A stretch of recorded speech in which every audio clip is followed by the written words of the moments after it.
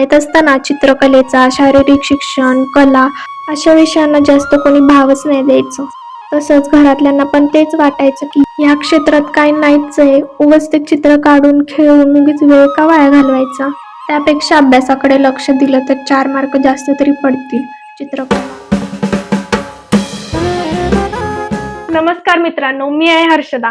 मागच्या व्हिडिओमध्ये ना घरभर चित्र काढायची सुरुवात कशी केली ना ते मी त्या व्हिडिओमध्ये म्हणजे तुम्हाला सांगितलेलं. आणि त्याच व्हिडिओमध्ये मी असं पण सांगितलेलं की मी एक पेंटिंग करणार आहे, जे की फुलपाखरू असणार आहे, फुलपाखराचं करणार आहे. पण तो व्हिडिओ इतका मोठा झाला की त्याचा पार्ट 2 करावा लागला. मग त्या व्हिडिओमध्ये जे मी चित्र आधीची कशी काढली, चित्राची सुरुवात कशी झाली माझी, आणि मी कुठली कुठली चित्र काढलेली पोस्टरवरची वगैरे, सगळं त्या मी व्हिडिओमध्ये दाखवलेलं आहे आणि सांगितलेलं पण आहे. तो पण व्हिडिओ तुम्ही नक्की जाऊन पहा. तर आज ह्या व्हिडिओमध्ये ना मी इथे फुलपाखरूचं चित्र काढणार आहे. मला खूप दिवसापासून हे असं फुलपाखरू काढायचं होतं, ज्यात सगळे कलर असतील, रंगीबेरंगी फुलपाखरू असं काढायचं होतं. तर मी आज हे आता इथं काढणार आहे. बघू आता ते कसं येतंय चित्र, मला पण आयडिया नाहीये. पेंटिंग साठी मी हे सगळं इथं घेतलेलं आहे. हे काही वॉटर कलर माझ्या आधीचे राहिलेले आहेत, म्हणजे हे 20 वाले जे असतात ना, हे मागच्या वेळेस मी आणलेलं गेलेले तेव्हा. आणि हे काही ब्रश आहेत माझे, हे ट्यूब कलर, हे 12 आणि हे 6 शेडचे आहेत. हे पाणी आणलंय मी तांब्यातनं. आणि हे डिश माझी तर मोडून गेली आहे त्यामुळे मी एक ताट घेतलंय.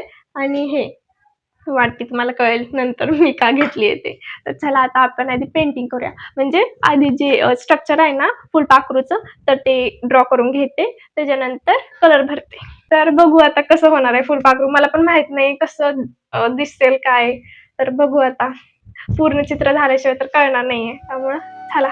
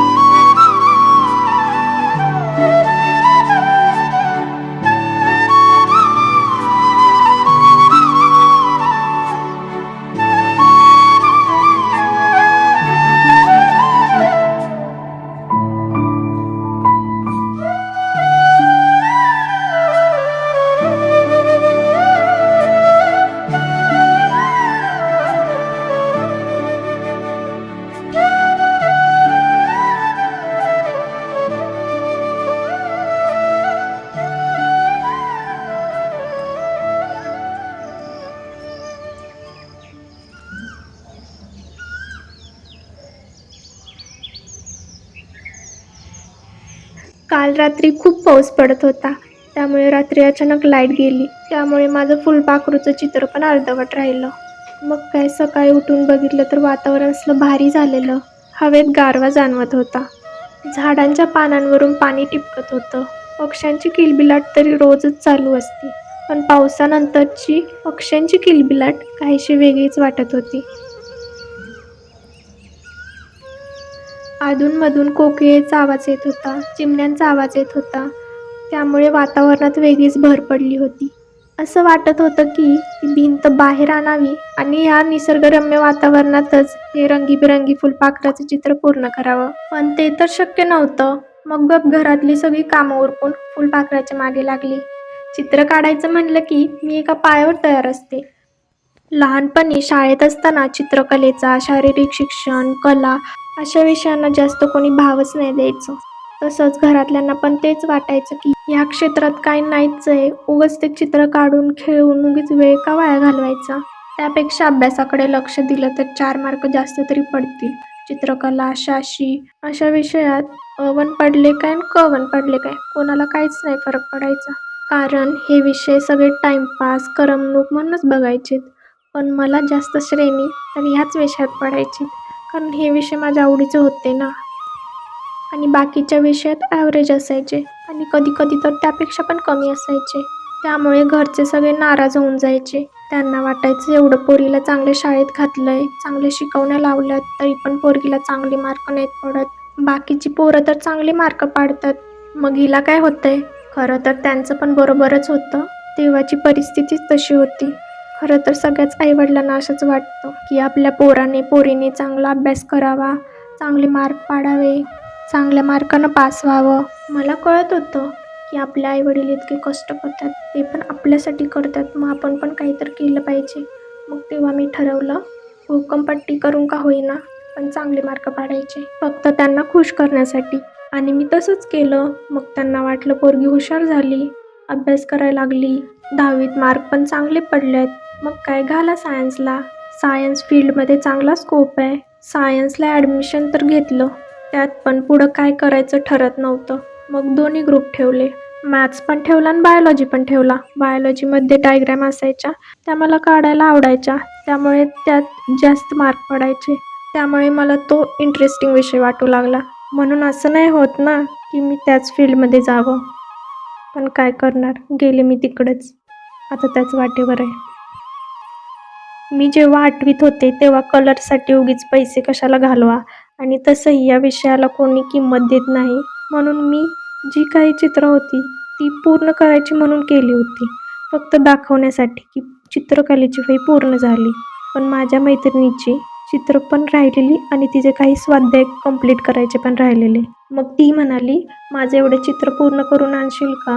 वाटल्यास माझे कलर पण घेऊन जा, पण पूर्ण करून आण. मी चित्र काढायला नाही म्हणू शकत नव्हते आणि त्यात कलर पण भेटत होते, तर मला नाही म्हणता आलं नाही. मग मी तिचं जे काय चित्रे इनकम्प्लीट राहिलेली ती चित्र कंप्लीट करून दिली. जेव्हा दुसऱ्या दिवशी ती चित्रकलेच्या सरांकडे चित्र चेक करण्यासाठी गेली, तेव्हा सरांनी ते चित्र सगळ्यांना दाखवलं. तिने किती छान चित्र काढले म्हणून तिचं कौतुक केलं. तेव्हा माझ्या मनाला आनंद पण झाला होता आणि थोडंसं वाईट पण वाटत होतं. थोडंसं म्हणजे वाटत होतं. पण तेव्हा मला कळलं की आपण चांगले चित्र काढू शकतो. चित्राचं कौतुक झालं पाहिजे असं काही नाही. ते चित्र काढून पुढच्यापेक्षा आपल्याला किती आनंद होतो ते मला महत्त्वाचं वाटतं. जेव्हा आपलं चित्र पाहून आपल्याला चांगलं वाटतं तेव्हा अर्थातच पुढच्यालाही ते आवडतंच, हो ना? सॉरी चित्र काढत काढत लयच भूतकाळात नेलं तुम्हाला. ते जाऊ दे. आता हे बघा, हे माझं फुलपाखरू उडायला तयार झालंय.